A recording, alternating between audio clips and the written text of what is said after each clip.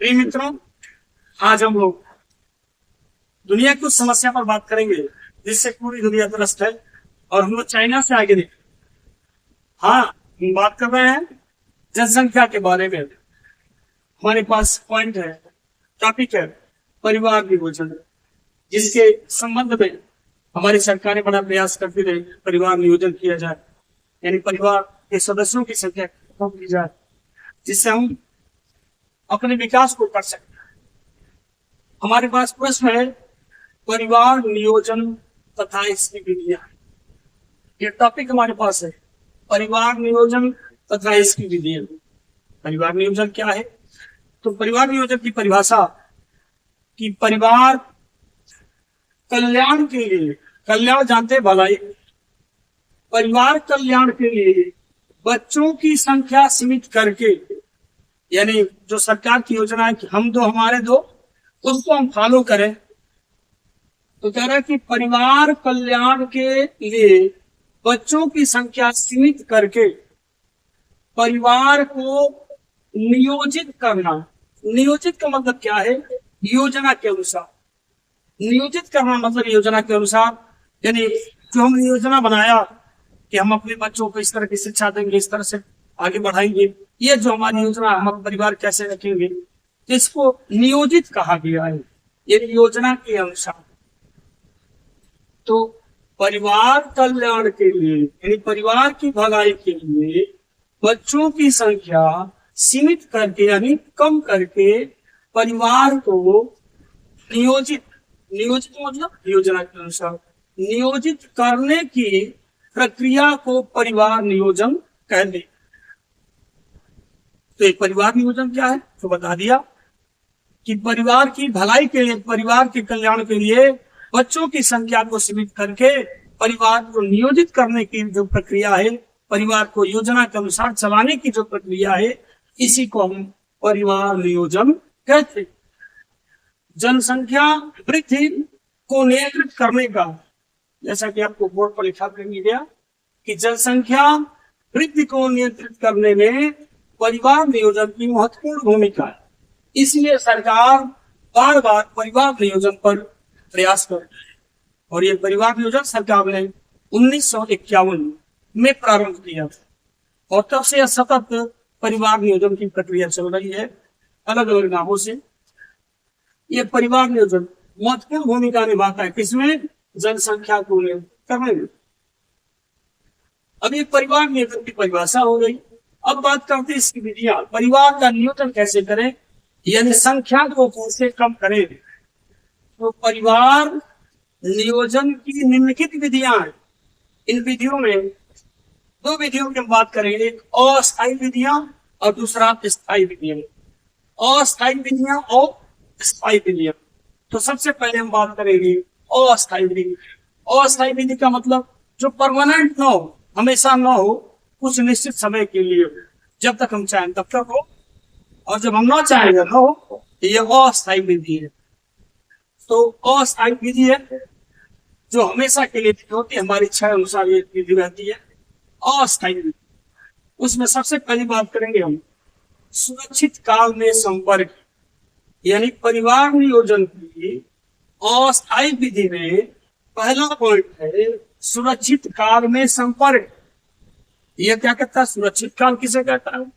कहता है कि स्त्रियों में मासिक धर्म, जैसा कि मैं यहाँ बोर्ड पर लिखा भी, मासिक धर्म जिसको हम अंग्रेजी में मेंस्ट्रुअल साइकिल कहते हैं, इसको हम शॉर्ट में कर रहे तो यम, मेंस्ट्रुअल से एम हो गया और सी से साइकिल से सी हो गया, एमसी कहते हैं।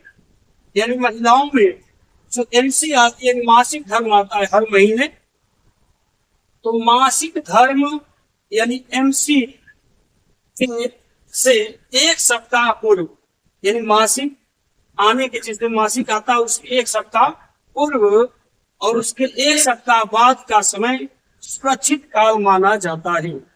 यानी हम बात कर रहे हैं कि जिस दिन मासिक धर्म आता है, एमसी आती है, स्त्री को उससे 7 दिन पहले, एक सप्ताह पहले और उससे एक सप्ताह बाद का जो समय होता है वह सुरक्षित काल होता है। यानी इस साल के दौरान अगर पति पत्नी संबंध बनाते हैं तो उस दौरान गर्भ के ठहरने की संभावना नहीं होती, यानी गर्भ रुकता नहीं है, यानी वो महिला गर्भ धारण नहीं कर। तो यह बता दिया गया कि मासिक धर्म यानी एमसी से एक सप्ताह पहले, यानी जिस दिन एमसी आएगा उससे एक सप्ताह पहले तथा एक सप्ताह बाद का जो समय होता है सुरक्षित काल माना जाता है। इस काल में लैंगिक संपर्क स्थापित करने पर गर्भ धारण की संभावना कम रहती है, लेकिन यह पूर्ण रूप से सुरक्षित भी नहीं है। क्योंकि इसे 80% बात कर रहा हूं, 80% निषेचन की क्रिया को रोका जा सकता। निषेचन समझ रहे हैं कि अंडाणु और शुक्राणु के मिलने की क्रिया ही निषेचन होती है। तो 80% निषेचन की क्रिया को रोक सकते हैं, गर्भ धारण की संभावना 80% रुक जाती है। 20% संदेह में रहता है, क्योंकि व्यक्ति अगर डेट भूल गया तो दिक्कत हो सकती है, समस्या हो। तो 80% इससे निषेचन की क्रिया को रोका जा सकता है, बचा जा सकता है।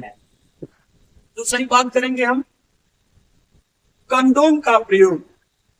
कंडोम का प्रयोग, यूज ऑफ कंडोम। कंडोम का प्रयोग कर रहा है कि कंडोम है क्या। कंडोम बता दिया कि कंडोम के बारे में, यह एक पतली झिल्ली से बना गुब्बारा होता है। जैसे हम उसको फिगर में दिखा दे, यह एक गुब्बारा की तरह संरचना होती है। जैसे जनरली गुब्बारा आप देखते हो, यह पतली झिल्ली की बनी होती है, गुब्बारे की तरह संरचना होती है। ये इसका थोड़ा भाग होता है जहाँ यह, इसको कंडोम कहा गया है। तो कैसा गुब्बारे की तरह संरचना है, यह एक पतली झिल्ली से बना गुब्बारा है। एक गुब्बारे की संरचना है। पुरुष संभोग के समय यानी मेटिंग के समय इसे अपने लिंग पर चढ़ा लेता है। इस प्रकार पुरुष का जो वीर्य है वह स्त्री के योनि में नहीं गिरता है, बल्कि कंडोम में ही रह जाता है।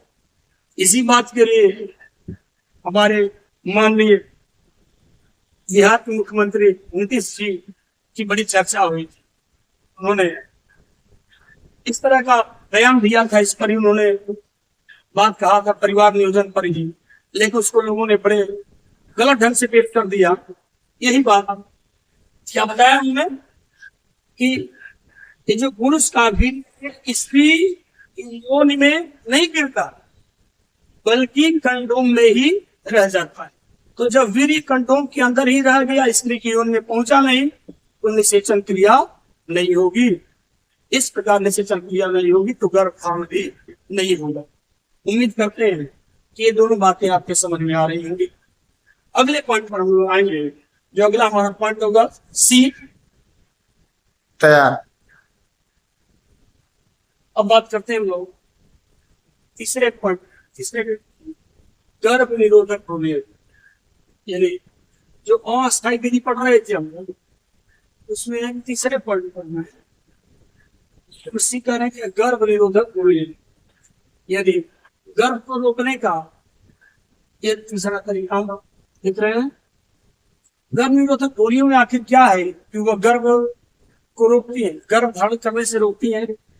तो इन गर्भ निरोधक गोलियों में ऐसे हार्मोन होते हैं जो युग्मक जन्म किसे कहेंगे, युग्मक जन्म क्या है, यानी नर युग्मक यानी अंडाणु और मादा युग्मक शुक्राणु, अंडाणु और शुक्राणु के मिलने की क्रिया को ही युग्मक जनन कहते हैं।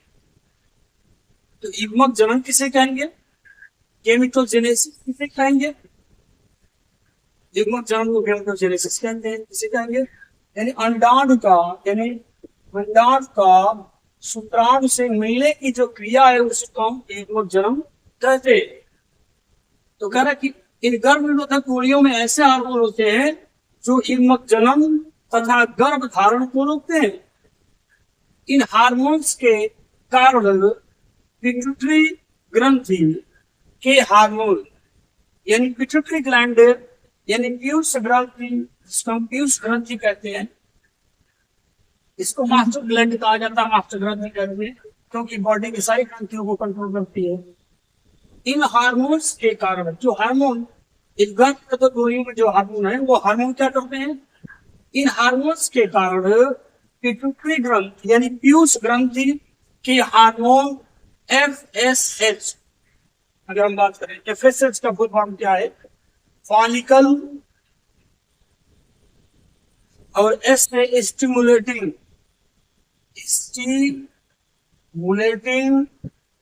और H से हो जाएगा हार्मोन। दूसरा है LH ल्यूटिनाइजिंग हार्मोन होता है। क्या होता है, ल्यूटिनाइजिंग हार्मोन, ल्यूटिनाइजिंग हार्मोन। ये दोनों हार्मोन पीयूष ग्रंथि से निकलते हैं। कौन कौन, FSH और दूसरा कौन सा, LH ल्यूटिनाइजिंग हार्मोन।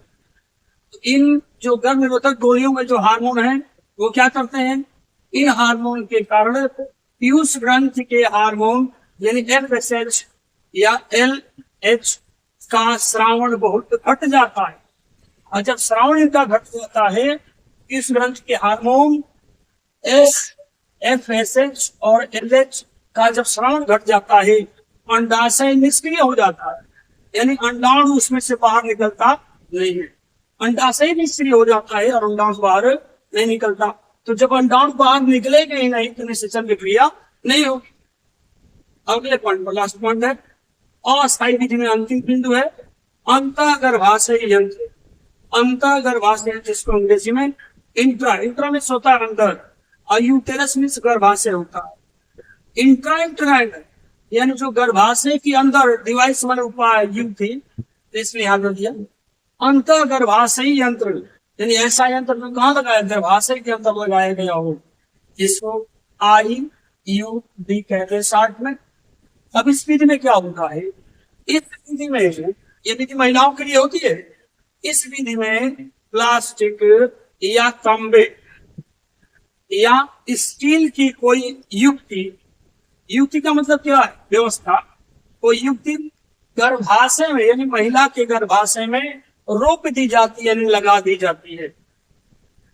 ये नाम से ही स्पष्ट है, गर्भाशय के अंदर लगाया जा रहा है। ऐसा यंत्र है जो गर्भाशय के अंदर लगाया जा रहा है। तो इस विधि में प्लास्टिक या तांबे या स्टील की कोई वस्तु, कोई युक्ति, कोई व्यवस्था गर्भाशय में रोप दी जाती है, गर्भाशय में लगा दी जाती है। और जितने समय तक यह युक्ति यानी ये जो नाम दिया इसकी बनी है, प्लास्टिक की हो सकती है, तांबे की हो सकती है, और जब तक यह युक्ति, जैसे मैंने एग्जाम्पल दे दिया, कॉपर की, महिलाएं कॉपर की लगाती है, कॉपर की बनेगी, यहाँ भी हमने कहा तांबे को कॉपर कहते हैं। तो कॉपर की बनी हुई वस्तु होती है लेकिन टी आकार की होती है, ये महिलाओं के गर्भाशय में लगा दिया जाता है। तो ये बताते कि ये जो युक्ति लगी है वह जितने समय तक गर्भाशय में रहेगी तब तक भ्रूण का गर्भाशय में रोपण नहीं होगा, तब तक भ्रूण का गर्भाशय में रोपण नहीं हो पाता है। तो क्या है, गर्भाशय में क्या नहीं हो पाएगा, और रोपण नहीं हो पाता है, यानी जो भ्रूण है वो गर्भाशय में जा ही नहीं पाता है। तो कह रहे कि जब तक यह युक्ति गर्भाशय के अंदर रहेगी, जब तक वो महिला चाहेगी तब तक उसके अंदर रहेगी, और जब तक अंतर रहेगा तब तक भ्रूण का गर्भाशय में रोपण होगा ही नहीं। अब लास्ट पॉइंट पर जाते हैं इसके। दूसरी जो विधि थी ये तो अस्थायी विधियां थी, अब हम आते हैं स्थायी विधि पर। स्थायी विधि ये बड़ा रोचक पॉइंट है। स्थायी विधि ये इतना महत्वपूर्ण प्रश्न है, पॉइंट है कि इसको लेकर के इंदिरा गांधी की सरकार ही गिर गई। एक समय एक दौर हमने वो भी देखा था जब पुरुष गन्नों के खेत में मिलते थे, अरहर के खेत में मिलते थे, गेहूं के खेत में मिलते थे, घरों पर सड़कों पर पुरुष दिखाई नहीं देते थे, सारे पुरुष भाग जाते थे। क्यों? क्योंकि सरकार का आदेश चला था पुरुषों की नसबंदी। जहां सरकार देखते थे सिपाही पुरुष को पकड़ते, 2 हाथ मार के गाड़ी में बैठाते थे, ले जाके तुरंत हॉस्पिटल पर 2 मिनट में ऑपरेशन करके छोड़ देते थे। जिसके लिए इंदिरा गांधी की सरकार ही गिर गई। ये इतना इंपॉर्टेंट पॉइंट है। ध्यान देंगे इसको। क्या है यह हम जो पढ़ रहे हैं परिवार में कौन सी विधि, स्थायी विधि पढ़ रहे हैं। पुरुष का नसबंदी ऑपरेशन, पुरुष का नसबंदी, नाम नसबंदी, नस को बंद कर दिया गया, यानी पुरुष का नसबंदी ऑपरेशन। इस प्रक्रिया को वैसेक्टोमी कहते हैं, यानी पुरुष का जो ऑपरेशन होता है नसबंदी का, उसको क्या कहते हैं, इस प्रक्रिया को वैसेक्टोमी कहते हैं। इस प्रक्रिया में क्या होता है, पुरुष का जो, जैसा कि आप जानते हैं कि जो वृषण है, वृषण जिसको हम टेस्टिस कहते हैं, जिसको हम हाइड्रोसिल कहते हैं, उसी में शुक्राणु का निर्माण होता है। यानी हाइड्रोसिल के अंदर ही शुक्राणु का निर्माण होता है, और उस हाइड्रोसिल से क्या निकलती है, शुक्रवाहिका निकलती है। शुक्रवाहिका किसे कहेंगे हम, जो शुक्राणुओं को ले जाते हैं। यानी हाइड्रोसिल के अंदर शुक्राणु बन रहे हैं, और उस शुक्राणुओं को ले जाने वाली नली को हम शुक्रवाहिनी कहते हैं। तो इस प्रक्रिया में क्या किया जाता है, जो शुक्रवाहिनी है, यानी जो शुक्राणुओं को ले जाती है, उस नली को क्या कर सकता है, काट कर दोनों कटे सिरों को धागे से बांध दिया जाता है। यानी जो पूरी नली है शुक्रवाहिनी जिसमें शुक्राणु जाता है, उस नली को यहीं से काट दिया जाता है, और काट के इसको अलग से बांध देते हैं और इसको अलग से बांध देते हैं, तो शुक्राणु अब अंदर जा ही नहीं पाते। यानी हम यह कहने कि पुरुष के नसबंदी में शुक्रवाहिनी जो शुक्राणुओं को ले जाती है, उस नली को काट करके दोनों सिरों पर धागे से बांध दिया जाता है, तो शुक्राणु आगे जाता ही नहीं है। दूसरी बात करेंगे, जो इसमें दूसरा पॉइंट क्या है, स्त्री नसबंदी। स्त्री नसबंदी ऑपरेशन, जैसा कि मैंने कहा कि नसबंदी का मतलब नसबंद करना, तो इसमें भी वही प्रक्रिया होगी पुरुष की तरह। इस प्रक्रिया को ट्यूबेक्टोमी कहते हैं। उसको क्या कह रहे थे, वैसेक्टोमी कह रहे थे, और इसको ट्यूबेक्टोमी कहते हैं। इसमें क्या होता है, इसमें जैसे पुरुषों में शुक्रवाहिनी को काट दिया जाता था, वैसे ही स्त्रियों में अंडवाहिनी को काट दिया जाता है, और दोनों कटे हुए भागों को फिर बता दिया उसी तरीके से बांध दिया जाता है। यानी अगर हम बात करें तो पुरुष ऑपरेशन में, पुरुष के नसबंदी में शुक्रवाहिनी को काट दिया जाता है, और स्त्री के नसबंदी में अंडवाहिनी को काट दिया जाता है। शुक्रवाहिनी का काम है शुक्राणुओं को ले जाना, अंडवाहिनी का काम है अंडाणुओं को ले जाना। जब ये कट गई तो अब न शुक्राणु बाहर जा पाएंगे और न अंडाणु बाहर जा पाएंगे। इस तरह से गर्भ रुकने के चांसेस नहीं रहेंगे। उम्मीद करते हैं बात आपको समझ में आ रही होगी।